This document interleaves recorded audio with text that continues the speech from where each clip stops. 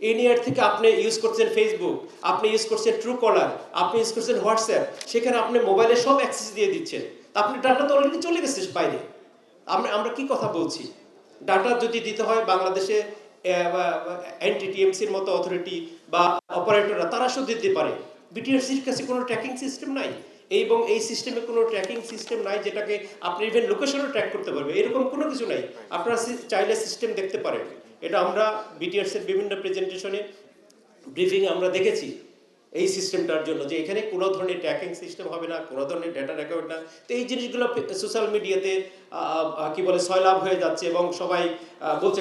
কালকেও একবার দেখলাম যে আমি আমার ওয়াইফের সাথে কথা বলবো, এই কথাগুলো তারা চলে যাবে ইন্ডিয়া, সব ডাটা ইন্ডিয়াতে চলে যাবে। আরে বাংলাদেশের মানুষকে এত বোকা যে এই একটা সিস্টেমে সব আমাদের প্রাইভেসি নষ্ট হয়েছে, এটাকে বিশ্বাস করতে হবে। আপনারা এটা আপনাদের কাছে ক্লিয়ার করলাম জিনিসটা।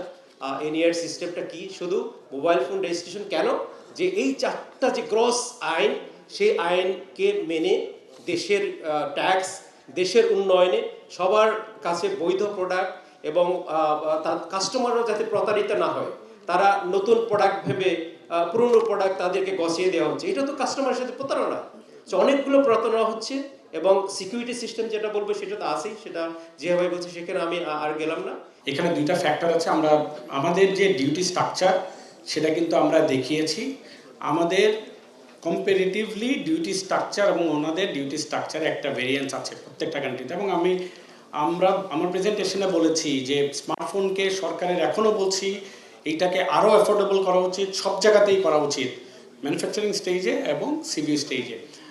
তারপরে আরেকটা বড় ফ্যাক্টর কাজ করে, যেটা মানে আমি আগের যেহেতু বলেছি, আমাদের যে ম্যানুফ্যাকচারিং করি প্রত্যেকটা লাইনে আমাদের কিছু ইকুইপমেন্ট করতে হয়, ইকুইপমেন্ট কিনতে হয়, এবং এর প্রত্যেকটা লাইনের প্রোডাক্টের যে লাইফ সাইকেলে প্রোডাকশন হবে সেটার উপরে আমরা যে প্রোডাকশন কস্টটাকে আছে সেটাকে আমরা অ্যাভারেজ করি। এখন ওই একই লাইনে আমরা এখন আমাদের ক্যাপাসিটি 60% ইউজ করছি, ইন্ডিয়া হয়তো বা এটার ক্যাপাসিটির 90% ইউজ করছে, চায়না এটার ক্যাপাসিটির 100% ইউজ করছে। ওর তো কস্ট কমে আসবেই।